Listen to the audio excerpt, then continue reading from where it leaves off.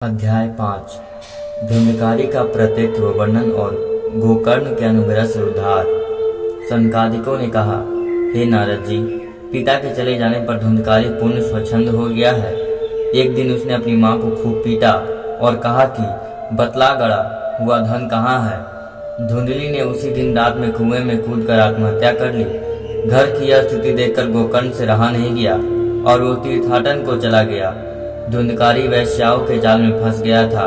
वैश्याओं जब उसने धन मांगती थी तब वो अलग अलग स्थानों से चोरी करके धन लाता और उन्हें देकर उनको खुश करता।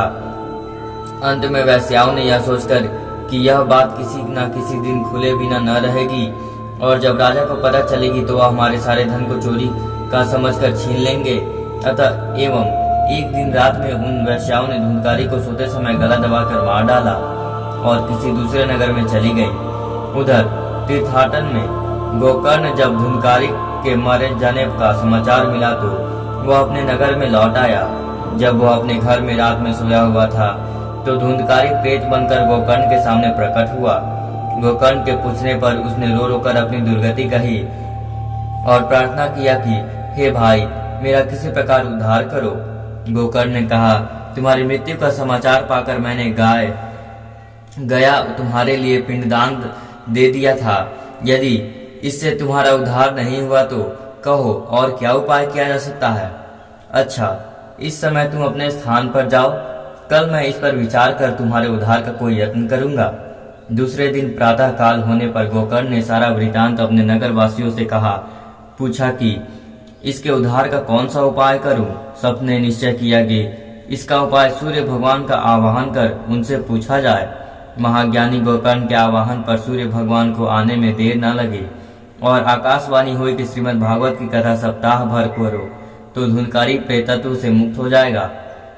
गोकर्ण ने दूसरे दिन से ही श्रीमद् भागवत की कथा का आरंभ कर दिया, जिसे सुनने के लिए सभी लोग आए और धुंधकारी भी वहां आया, किंतु वह प्रेत रूपी वायु था, इसलिए वह कहाँ बैठता। सो वह वही यज्ञ मंडप में गड़े हुए बांस में सबसे नीचे के पूर्व में जा बैठा और संध्या समय जब यज्ञ स्थगित होता तब उस बांस की एक गांठ तड़ाक से फूट जाती थी। इसी क्रम से 7 दिन चलता रहा।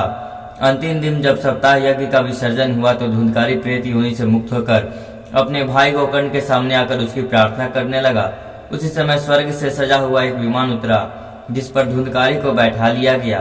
गोकर्ण ने कहा कि हे देवदूतों, कथा तो बहुत से लोगों ने सुना है, किंतु फल धुंधकारी को ही क्यों मिल रहा है। विष्णु के पार्षदों ने कहा, इसका एक कारण है। यद्यपि कथा का श्रवण बहुतों ने किया किंतु मन एकाग्र सभी ने नहीं किया। इसके अतिरिक्त धुंधकारी ने सप्ताह भर निर्जल व्रत किया, अन्य ने भोजन किया, अतः वे फल में भेद है। ऐसा कहकर विष्णु के पार्षद धुंधकारी को लेकर गोलोक चले गए। दूसरे वर्ष सावन के महीने में गोकर्ण ने श्रीमद् भागवत की कथा का सप्ताह यज्ञ फिर से प्रारंभ किया। इस बार नगर के सारे निवासियों को एकाग्रचित होकर और निर्जल व्रत रहकर कथा का मन में श्रवण किया। फलतः कथा सप्ताह समाप्त होने पर विष्णु भगवान स्वयं विमान लेकर आए और गोकर्ण के साथ सारे नगर निवासियों को यहाँ तक कि चांडाल और कुत्तों को भी विमान में बैठाकर अपने लोक ले गए।